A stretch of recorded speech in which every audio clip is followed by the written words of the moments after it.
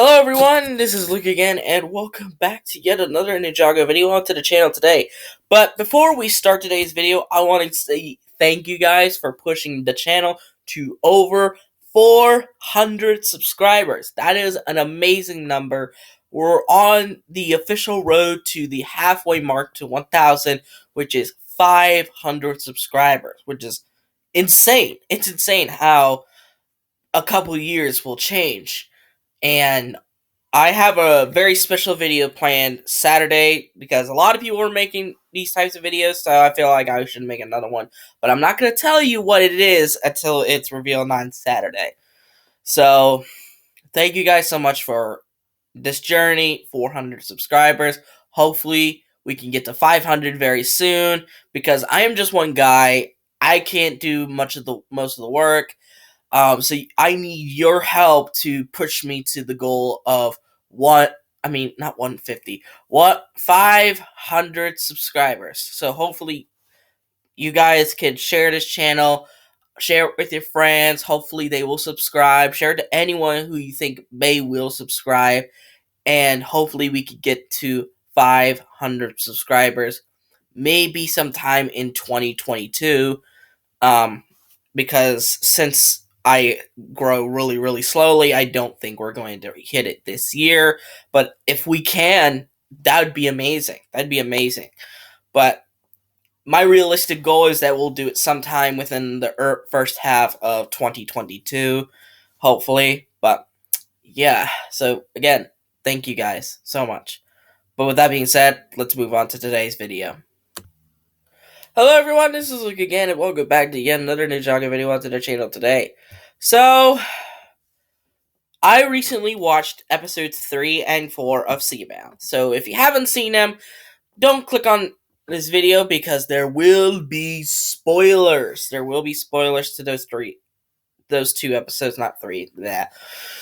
But anyways, did I get everyone who didn't want to be spoiled or just doesn't care? If you don't care about spoilers or you already seen those two episodes, let's start.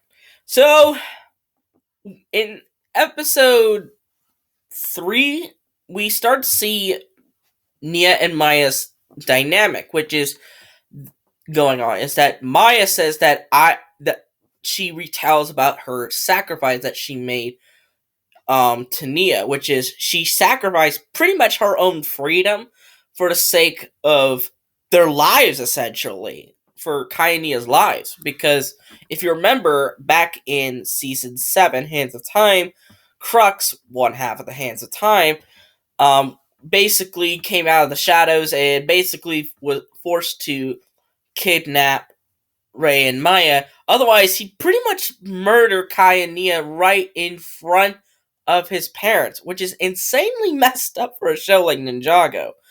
And they were pretty much forced into working on materials for them. So essentially slavery. And I'm still wondering why that season is still pretty much ignored to this day. I don't know. But back to Seabound. Seabound, so again, we are presented with that dynamic, and Maya says this really, really interesting line. I hope you don't have to make the same sacrifices I did.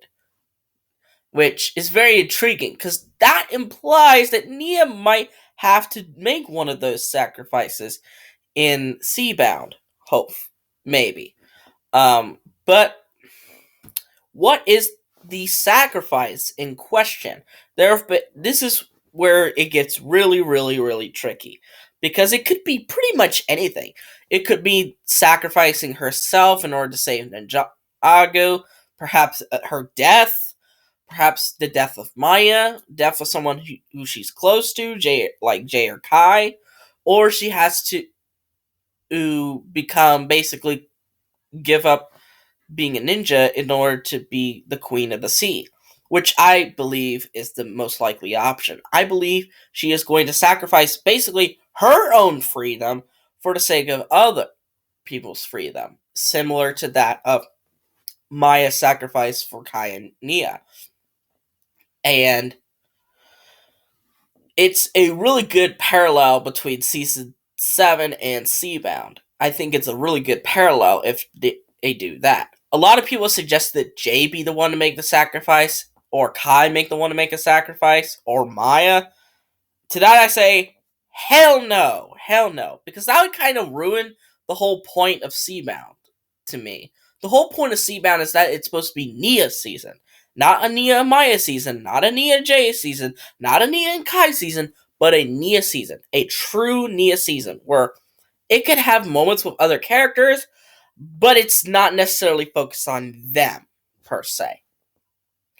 So, this is what I want. I want it to be a Nia season where she gets most of the development, most of pretty much everything, and nobody tries to interfere with the development that she gets. Um, so I would get kind of angry if Kai, Jay, or Maya would be the one to make the sacrifice, because that line really does seem targeted towards Nia. So it would it in my mind it feels like she has to make the sacrifice.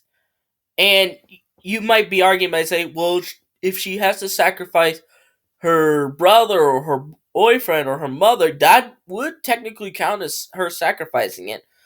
Yes, but I think it would be more effective if she is going to sacrifice herself. I just think it's more effective that way. It gets the point across more, and overall, it's just more meaningful if it was her than it was or Maya or Kai or Jay. Because with Maya, it would kind of seem like she got brought back into the series just to be sort of lost again, which is kind of like cannon fodder or sane abuse, sort of. Kai wouldn't make sense unless Kai somehow goes back into the ocean with Nia, which I don't think he will. And as for Jay, it would be fear it would be too romance heavy, like it did with Skybound. So yeah, but I think that Nia is going to basically sacrifice herself. But this is how I picture it. So the Merlopians, is that the faction name? The Merlopians basically are trap Nia into a corner, and Jay doesn't want, and Nia says, I want to take him on alone to against Jay's surprise, and Nia basically says those three words that hopefully will shut everybody up for the rest of the decade, hopefully, which is I love you. And then Nia basically either gets sacrificed, gets captured, or becomes Queen of the Sea. And Jay would basically be super depressed about it since he essentially lost his girlfriend and in effect lost his soulmate. And he would be into a massive depression, which would connect to potentially the next season, season 16, whatever, which that I think will come out in 2022. So anyway, I think, but I don't think they will permanently sideline her. I think eventually they'll come back to find her, and she'll rejoin the Ninja team once again, because the show as a whole has never really done anything super drastic.